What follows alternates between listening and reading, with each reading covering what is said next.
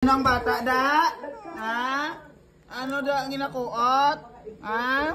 Hindi kalen? Ha? Ang ulo mo nagutok? Ha? Ay, kayo makuha sa husay.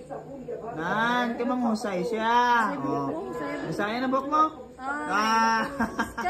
Nan, wow, very good ba? May kukot yung husay. Ikaw ba lang mama mo?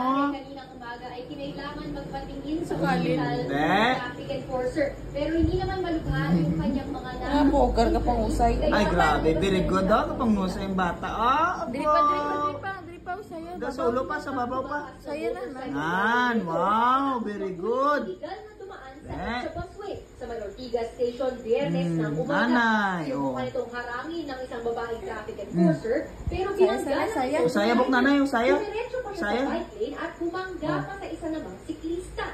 Wow. Tulok ya ka. Ha? Oh, usaya nanay, usaya. Nan. Wow, very good bata ba? Usaya man siya. Oh, nan. Nanay pa, nanay. Nanay pa, nanay. Saya. Wow. Buk, tanoy yung nanay. Oo. Nagigay ng rider at imbestigahan. Posible rin bawiin ang kanyang lisensya. Oh, ka-very good nga bata. Oh, buk, kapangusay daw, nga matumatagid. Kaso laban sa rider.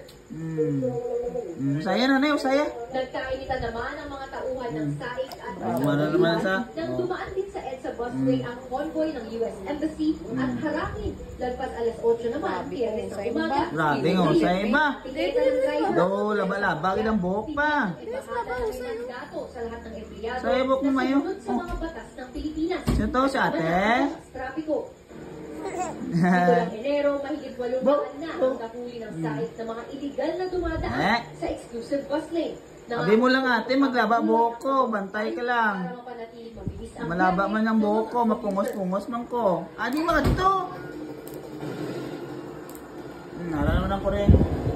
Current update naman din doon sa motorcycle rider naman na nahuli sa bus lane kasi na, no, ayon sa SAIC ay naka-schedule na rin siya dumaan sa inquest at posibleng maharap sa Ay, makapot kita. Samantala, Hindi. silipin naman natin ang Bebo, ang kamot na bebo, kasi may bulbul naman na. ng EDSA ngayong Friday. Wala. Uwian. Rush hour pa rin, no? Dito sa EDSA, Julia Vargas, malapit dito sa may mall. As expected, moderate to heavy pa rin ang traffic dito sa northbound lane, yung papuntang Quezon City. At Lakat na siya. Yung tungkod dito sa katunayan, sa may Buendia, sa Makati. Da na! Sa may Guadalupe, Daming men. sa EDSA Guadalupe. Saya na buk mo, saya. Kapal Na, mo, very good yung bata. Ba? sasakyan sa northbound lane. Kato, mama mo to. Bumper, heavy. Ito yung mama. Nakikita natin ngayon, kaya kulang-kula mga kapamilya. Kaya para sa mga Wow, very good, hindi Gin. pa na trabaho